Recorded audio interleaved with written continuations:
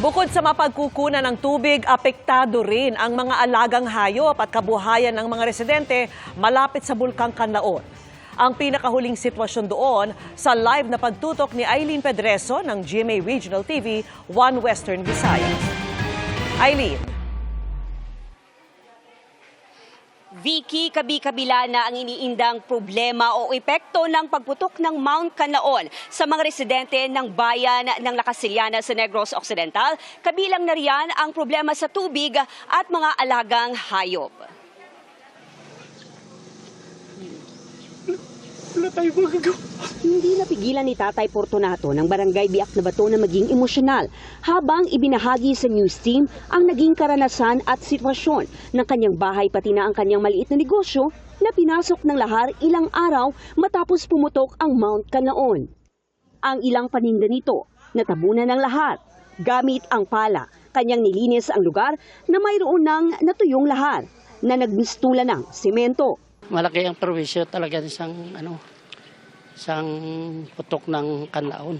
Nananatili ring problema ang supply ng tubig sa barangay. Ang ilog na pinagkukunan nila ng tubig, pinangangambahang kontaminado na ng asupring binuga ng bulkan.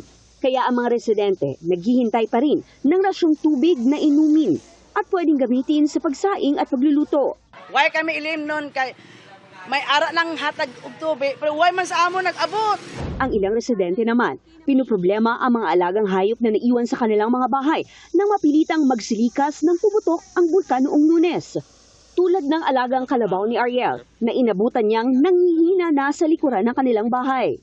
Do hina-hina gid ang kaon nagkulang-kulang gid ba. Hindi gid kuan gid niya asin busog gid siya. Tungod sang igo sa amon isang sulfur. Ang sitwasyon ng mga hayop ang nais masolusyonan ng Department of Agriculture sa hiling nito sa mga LGU na magtalaga ng mga lugar para sa mga hayop na marirescue kung saan maaari silang alagaan at mapakain. Nananatili naman sa Alert Level 2 ang Mount Canlaon ngayong araw.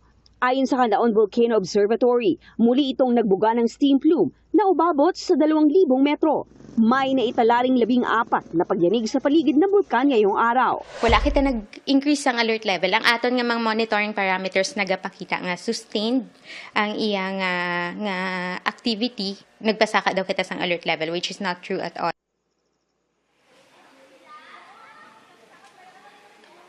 Vicky, patuloy naman na pinaalahan ng FIVOX ang mga residente na huwag magpanik at huwag maniwala sa kumakalat na impormasyon na nasa Alert Level 3 na ang Mount Canlaon.